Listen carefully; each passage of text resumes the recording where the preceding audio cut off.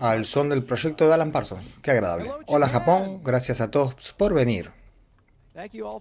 Saben, no había estado en Japón desde antes de COVID, solía venir aproximadamente cada 6 meses o un año. Y es bueno estar de vuelta. Realmente lo es. Es uno de los países más hermosos y su gente de las más amables e increíbles. Cardano hace mucho tiempo comenzó aquí en Japón. Era 2015, un tiempo muy diferente en el mundo. Ahora estamos atravesando muchos cambios en el ecosistema Cardano, lo que me ha dado la oportunidad de reflexionar un poco sobre mi propia vida y cómo el mundo ha cambiado desde que nací. Algunos de ustedes que me conocen saben que nací en Hawái. De todos los lugares es una pequeña isla de Maui, un pequeño pueblo llamado Luku. Crecí en un pueblo llamado Makawao. Y cuando era joven solía tomar mi bicicleta, ir en la bicicleta, tomar libros y llevarlos de vuelta. El problema con Hawái es que siempre llueve, todos los días. Así que si querés leer algo, tenías que envolverlo en una bolsa de plástico, ponerlo en tu bicicleta, llevarlo a casa y mojarte. Tenías que esforzarte por ese conocimiento. En los 80, 90 y en cada década anterior hasta la invención de Internet, mover información requería tiempo, esfuerzo y dinero. Así era como estaba estructurado el mundo. Por eso tenemos grandes ciudades, grandes universidades y por eso las personas trataban de agruparse alrededor de centros de información. Tokio, Londres, Wall Street, Silicon Valley, estos lugares. Estaba cerca. Todos se conocían, podían hablar. Entonces llegó Internet y de repente podíamos mover información instantáneamente a cualquier parte del mundo, a cualquiera. No estamos preparados como sociedad global para las consecuencias de eso. Nuestros gobiernos no están preparados, nuestros procesos democráticos no están preparados, nuestras instituciones, empresas y medios de comunicación tampoco. Pensamos década tras década que estábamos manejándolo. Los desafíos cuando la gente puede hablar entre sí, coordinar, colaborar, hacer negocios. En los últimos 30 años, desde que comenzamos a conectarnos, hemos discutido cómo cambia el mundo entero debido a esto, incluyendo la naturaleza misma del dinero. Cuando nací y cuando muchos de ustedes nacieron, el dinero era una preocupación muy regional, con el dólar estadounidense detrás. O si vivías en el sistema soviético, tenían su propia manera de hacer las cosas. Pero el mundo era básicamente bipolar, de una manera u otra.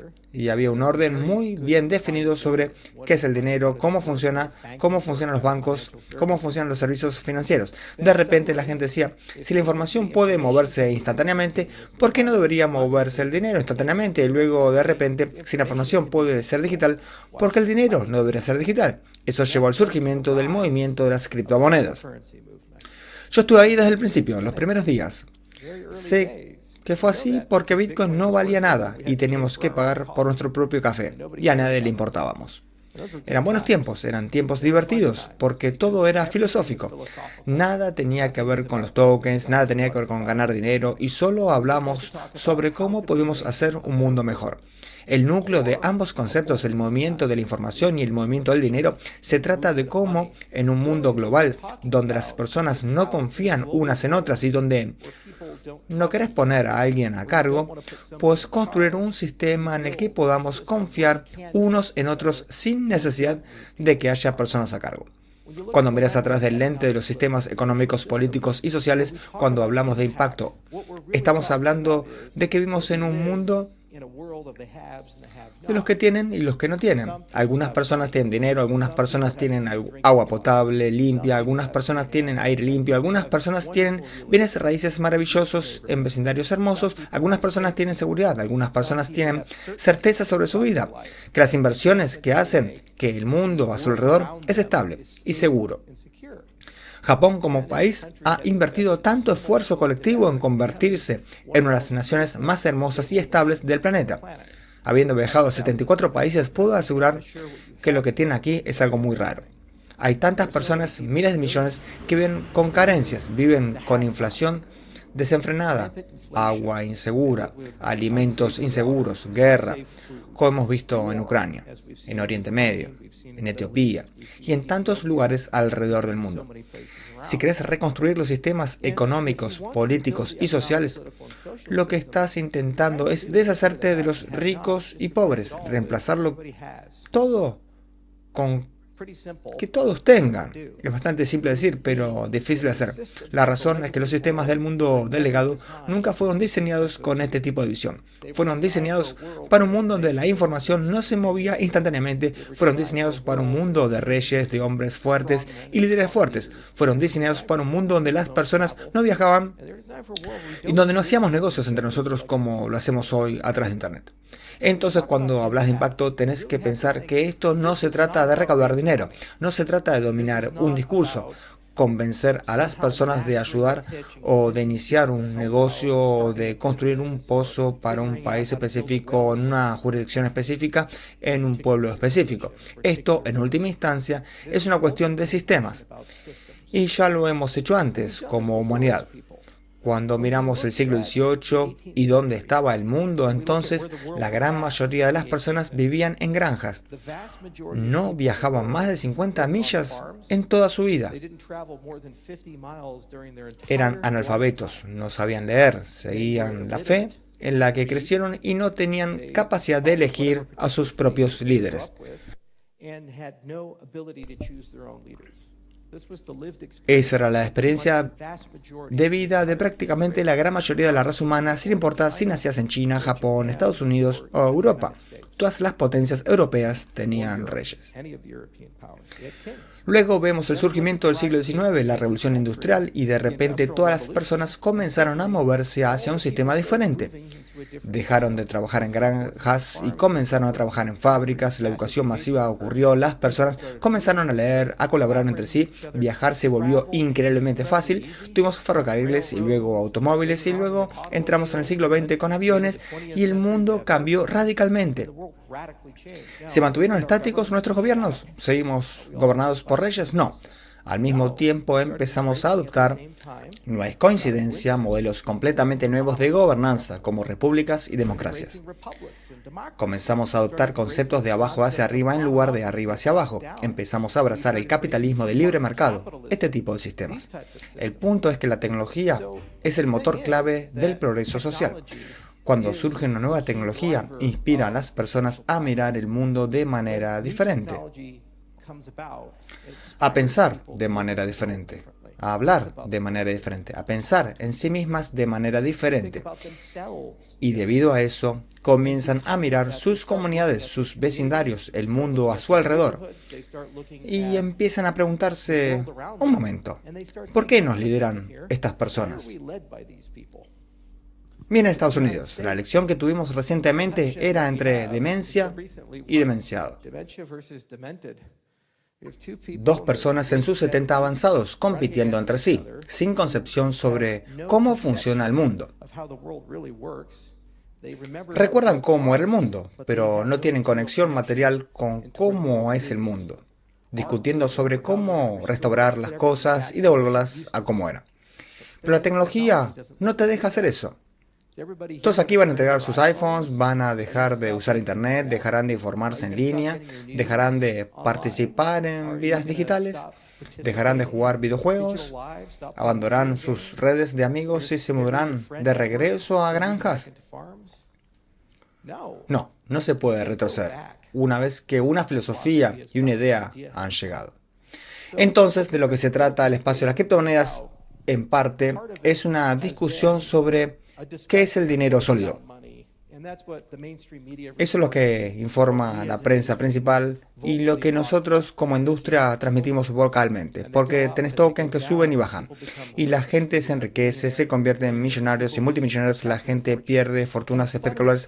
Es divertido y emocionante hablar de estas cosas, pero en el fondo se trata de la tecnología y la tecnología exponencial, una tecnología que pocas personas pueden construir, pero que impacta las vidas de miles de millones, permitiéndote comenzar a hablar sobre cómo reescribir el ADN de los sistemas económicos, políticos y sociales del mundo en su conjunto. Mucha gente, por ejemplo, habla sobre el cambio climático o el ambientalismo. Es algo cercano y querido para mí. Vivo en un rancho y tengo bisontes. Los dueños anteriores de ese rancho tiraron mucha basura y ahora tengo plomo en ciertas partes de mi suelo, además de otros contaminantes. En los años 50 no les importaban estas cosas, pero yo tengo que vivir con las consecuencias. Así que me encantaría vivir en un mundo donde las cosas son limpias. Me encantaría vivir en un mundo donde no creamos que el cambio climático va a causar daños catastróficos. ¿Por qué no podemos detenerlo? Porque es un problema económico y sistémico. Es un problema de incentivos en su núcleo. De eso tratan las criptomonedas y la industria blockchain. Reconstruir y realinear incentivos. Mira Bitcoin. Si configuras correctamente los incentivos, pasas de una sola persona en una sola computadora diseñando un protocolo a 15 años después, miles de pools de minería en todo el mundo. Centros de datos verticalmente integrados, un ecosistema enorme con un valor colectivo de $2 billones. No hubo burocracia, ni respaldo gubernamental, ni agencia de Bitcoin, ni portavoz que fuera por ahí diciendo todos los días que deberías adoptarlo. No, simplemente se trataba de configurar los incentivos correctamente y una vez que las personas tuvieron esos incentivos, comenzaron a trabajar juntas, comenzaron a unirse colectivamente y de repente ahí están. Cuando pensás en los problemas ambientales, se ven bajo la misma lente. Tenés que lograr que todas las empresas del mundo despierten y comiencen a pensar en cómo hacen negocios de manera diferente. E incluso si tienes el poder de la ley de tu lado, ¿cómo haces un mundo multipolar para que todos cooperen? Estados Unidos no seguirá las regulaciones chinas, ni tampoco las de Rusia. Estamos en conflicto entre nosotros. Los chinos no seguirán el estándar de Estados Unidos, ni los rusos. Entonces, ¿qué vamos a hacer? ¿Aprobar una ley para la mitad del mundo cuando vivimos en un solo mundo? ¿Un único orden? No tiene sentido. Por eso necesitas incentivos para impulsar a las personas, para que no lo hagan porque la ley lo es, sino porque está en su mejor interés y es rentable. Esta es la primera gran lección de mi carrera en el espacio de las criptomonedas durante tanto tiempo. Nuestra industria tiene como una de sus herramientas más poderosas la capacidad de hablar sobre cómo incentivar a las personas para hacer ciertas cosas. Algunos de ustedes son emprendedores en esta sala, algunos están tratando de construir startups y crear cosas. ¿Cuál es la primera cosa que tenés que hacer en una startup digital? Conseguir usuarios. ¿Dónde encontrás tus usuarios? ¿Cómo logras que se unan? ¿Cómo participan? Es un problema de incentivos. ¿Por qué? Porque tienen un tiempo finito y están tratando de decidir si pasan su tiempo en tu producto o servicio o en otro. Entonces, ¿qué incentivo tienen? Tenés que averiguarlo. Por eso nuestra industria es tan poderosa y ha crecido tan rápido. Como industria, pudimos pensar colectivamente en el código abierto y comenzar a estandarizar diferentes patrones de incentivos. Es una herramienta poderosa.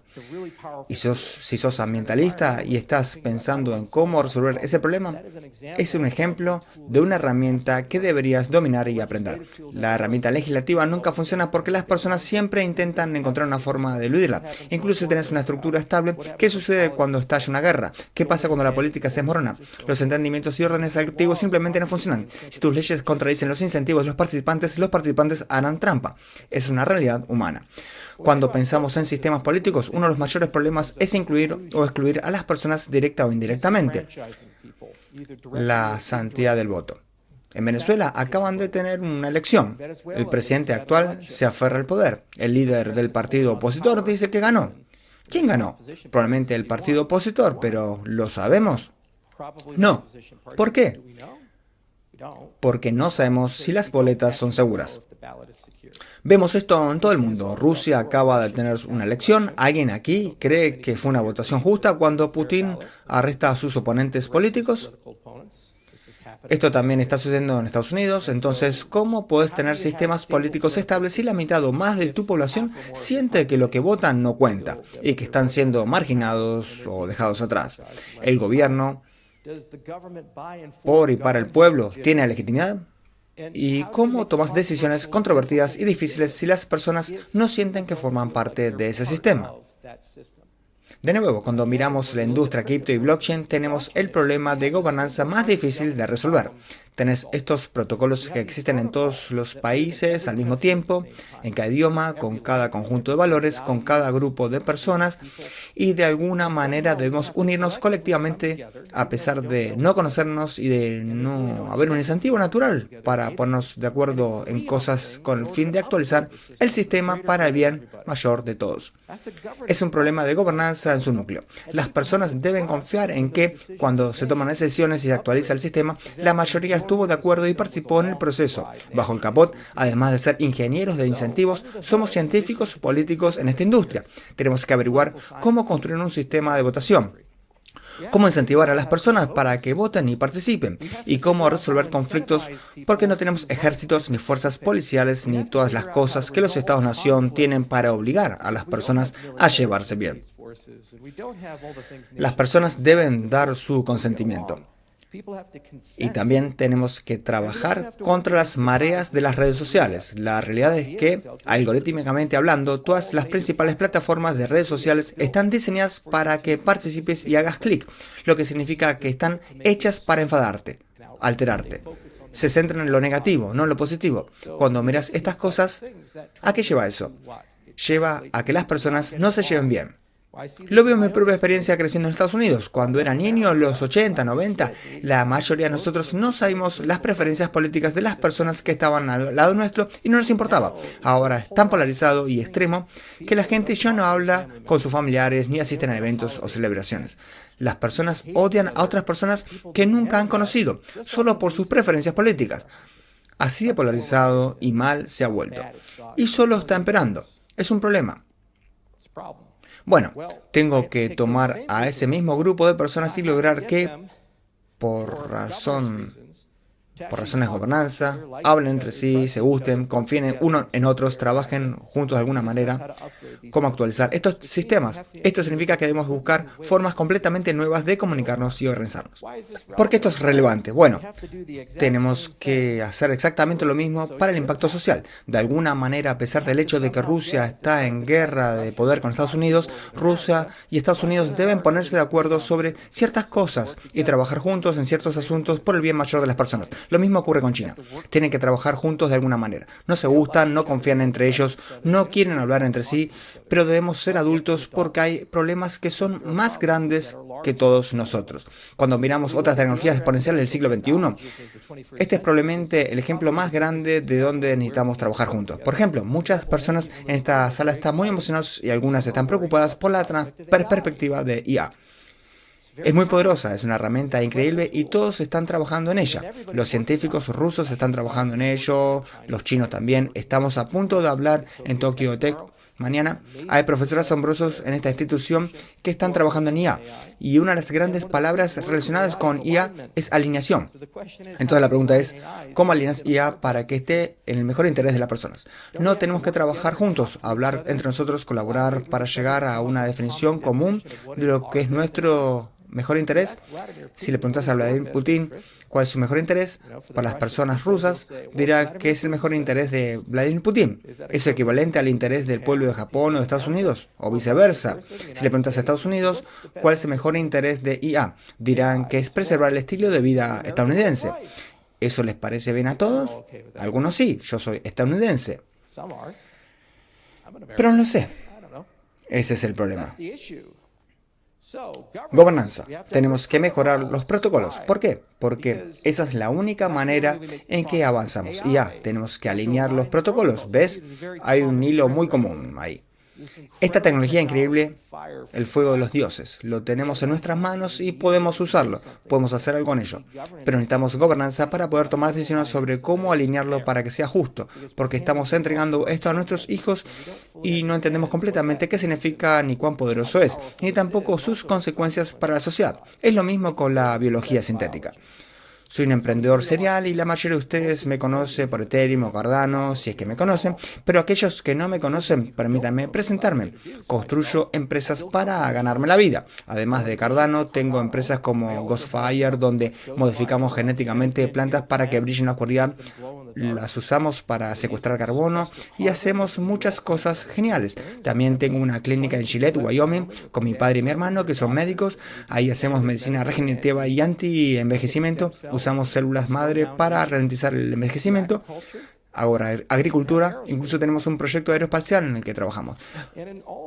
Y de todas estas cosas, la biología sintética es la que más me asusta porque hay muy poca regulación, muy poca coordinación o comprensión política de lo que es. Cuando hablas de cambiar el mundo, puedes hablar de alimentar a todos, de limpiar el medio ambiente, de la geoingeniería a gran escala, de toda clase de nuevos materiales. Con la biología sintética puedes hacer que los gusanos de seda produzcan seda de araña y de repente tenés algo 5 veces más fuerte que el acero y la mitad de peso. ¿Cómo cambiar eso al mundo? Puedes hacer magia y maravillas. Y al igual que la IA, que es fuego de los dioses, ¿cómo regulamos eso? ¿Cómo lo controlamos? ¿Cómo hacemos para que las personas hablen entre sí? En la industria blockchain hay una lección, los mismos principios y conceptos que nos permiten gobernarnos mutuamente, los sistemas de votación, los sistemas de incentivos, todas estas cosas, también se pueden aplicar a la biología sintética para tener una conversación sobre cómo regular la propiedad intelectual, los intereses de investigación y todos estos temas. Además, cuando observas los sistemas sociales, he pensado mucho en cómo construir sistemas sociales donde nos alejamos de donde estamos. Uno de los mayores problemas meta de esta próxima generación es que las personas están agotadas y fatigadas, están desconectándose, estamos cansados porque hay tanto conflicto, tanta ira y odio y discursos negativos. Las redes sociales han roto el mundo. Hoy es diferente, se siente diferente a cuando era niño. Necesitamos nuevas redes sociales y la capacidad de tener diálogos basados en hechos. La IA agrava este problema. La IA generativa puede crear instantáneamente clips de voz e imágenes. Vemos esto en el ecosistema de Cardano, donde la gente hace estafas de regalos y toma un video mío diciendo estoy regalando hada gratis, algo aparentemente inofensivo pero fraudulento. Lo vemos en la política, donde las personas crean imágenes y videos falsos y la capacidad de hacerlo crece exponencialmente. Y eso es solo una de miles de dimensiones de división que existen. Cuando hablamos de reconstruir los sistemas económicos, políticos y sociales, ¿cómo construimos sistemas sociales donde las personas colaboren y hablen entre sí? Pero además, ¿cómo construimos sistemas sociales donde las personas estén adictas y armen la realidad objetiva y la verdad? Quieren encontrarla. Eso es lo que creó la Ilustración para la humanidad. El gran cambio en el siglo XVIII al XIX, XX, fue que comenzamos a seguir el proceso científico. Abandonamos el misticismo, abandonamos la superstición y comenzamos a decir que la repetitividad y objetividad, separando a la persona que argumenta del argumento sí mismo, son la base de la verdad. Siguiendo esto, podemos construir una gran sociedad que cada generación herede y sobre la cual construya en lugar de destruirla. Siguiendo eso, fuimos de una sociedad agrícola a una sociedad que puede ir a la luna, que puede construir Internet, curar el cáncer, que tiene toda esta maravillosa tecnología a nuestro alrededor. Sin embargo, estamos retrocediendo. La humanidad está comenzando a volver a una experiencia subjetiva. La realidad objetiva está desapareciendo. A la gente ya no le importa el argumento. Le importa quién lo hace, quién lo dice. ¿Me gusta esa persona? ¿No me gusta esa persona? Si no me gusta la persona, no me importa el mérito del argumento. Está mal porque no me gusta la persona. Cuando hablamos del impacto, decimos, esto es un problema. Hay limpieza étnica, desechos tóxicos en el agua, sesgo racial, discriminación, y tenés toda esta evidencia en la que estás trabajando durante años, agregando, pensando, y lo presentás. ¿Cuán desalentador es después de todo el tiempo y esfuerzo que has invertido? La persona que te escucha y que base la verdad únicamente en quién sos para ellos, en lugar de la evidencia. ¿Cómo progresamos así? Porque el problema de las redes sociales es que su trabajo es hacer que todos se odien. Porque cuando hay odio, hay mayor interacción, más clics, más interacción con los anuncios y los algoritmos. En la industria cripto tenemos divisiones fuertes. Hay mucho odio. Solana contra Cardano, Cardano versus Solana, Ethereum contra otros. Los maximalistas de Bitcoin llaman a todos malvados. Además, tienen incentivos financieros para odiarse, más allá de que solo le guste a la persona. Mi token sube, baja. Así que como industria estamos enfrentando este problema. En este momento estamos tratando de resolverlo. Pero en el núcleo, ¿qué hace una blockchain? Es un registro inmutable con marca de tiempo irreversible de la verdad.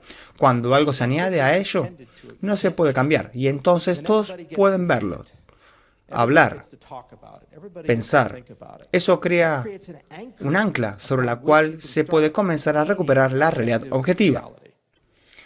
Argumentaría que esta es probablemente la parte más importante para la sociedad, porque no podemos hacer progresos políticos, económicos, sociales si no tenemos una realidad objetiva, porque no tenemos medios para discutir qué es el progreso como sociedad, no tenemos una referencia común.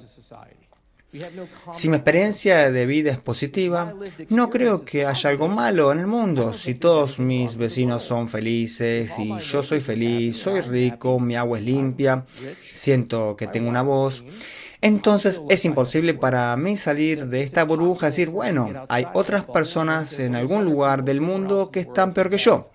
Porque no lo creeré, no lo veo, no tengo ese marco de referencia. Así que no se puede hacer un cambio, no se puede tener un impacto.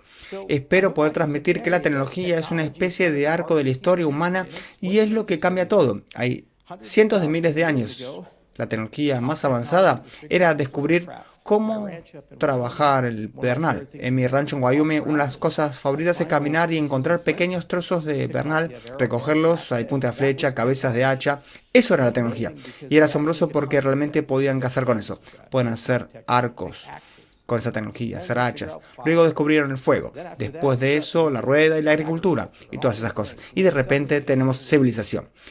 Pero la tecnología avanzaba en milenios, en siglos. Si encontrabas una cabeza de hacha de 100.000 años y la comparabas con una de mi rancho de 10.000, 15.000 años, lucirían más o menos iguales. Puedes imaginar 85.000 años de historia humana y la única innovación es que tal vez mejoraron un poco en hacer cabezas de hacha.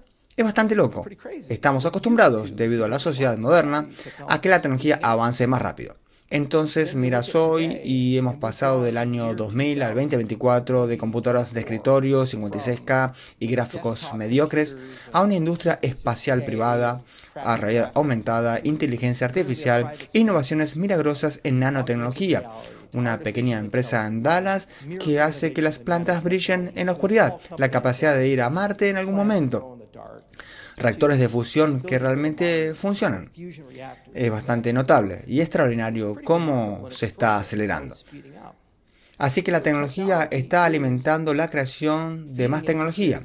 Cuanto más tenemos, más cambio social se nos impone. No podemos quedarnos estáticos y es por eso que existe blockchain. Porque alguien en algún lugar que no conocemos llegó a la realización de que si vamos a salir de este ritmo acelerado de tecnología, necesitamos tener alguna forma de tecnología para ayudarnos a regularnos como personas. Nuestros gobiernos no pueden hacerlo, especialmente si no fueron diseñados para la tecnología de este momento. Nosotros no podemos hacerlo porque los seres humanos somos implícitamente subjetivos, no somos objetivos, somos parciales. Yo me gusto a mí mismo, vos te gustás a vos mismo. Creo que mis argumentos son bastante buenos. Vos crees que tus argumentos son bastante buenos. Así funciona. Y está bien. Así es como trabaja la humanidad. El punto del racionalismo, el método científico, fue intentar crear un constructo para despersonalizarlo, para que podamos hablar entre nosotros de una manera diferente, aceptando que somos defectuosos. Bueno, necesitamos hacer esto a escala de sociedad, a escala de civilización.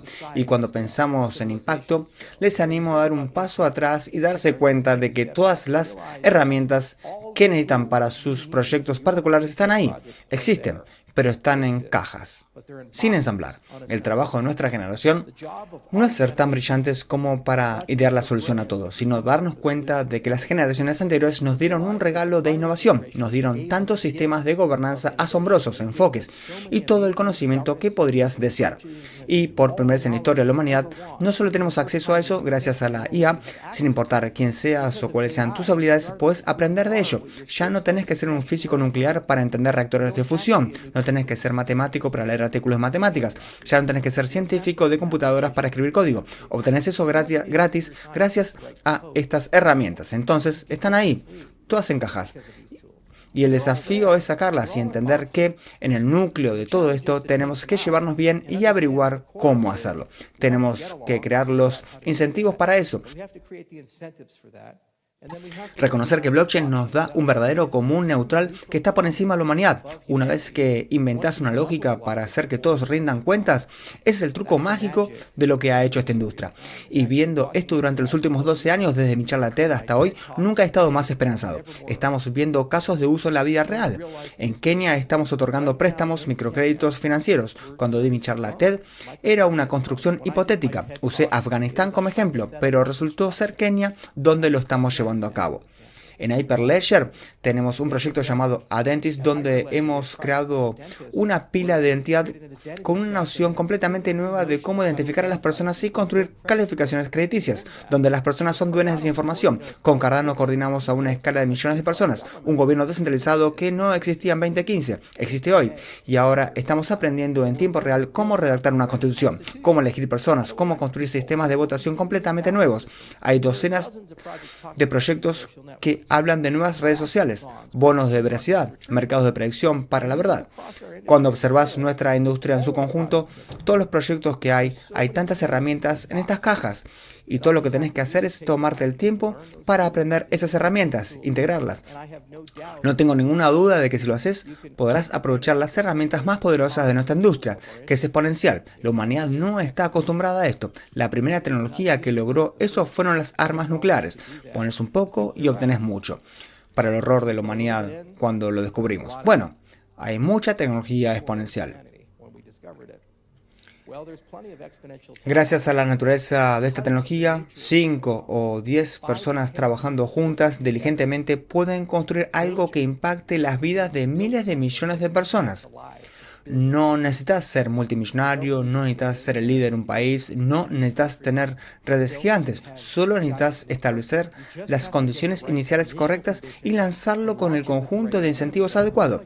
Y así como el crecimiento de Bitcoin pasó de nada a 400 millones de personas y un ecosistema de 2 billones de dólares en 15 años, vos podrás hacer lo mismo. Así es como cambias el mundo, entendiendo que para que el mundo cambie necesitas nuevos sistemas y cada persona en este mundo, en esta sala, ahora puede ser un ciudadano de primera clase cambiando esos sistemas. La mejora y la actualización de esos sistemas. Gracias por escuchar, realmente lo aprecio. Siempre me encantan estos eventos en los que puedo hablar un poco más filosóficamente, pero les aseguro que estamos logrando un progreso increíble. No puedo esperar para ver lo que todos ustedes construirán y lo que podemos hacer para hacer del mundo un lugar mejor en lugar de uno peor. Saludos.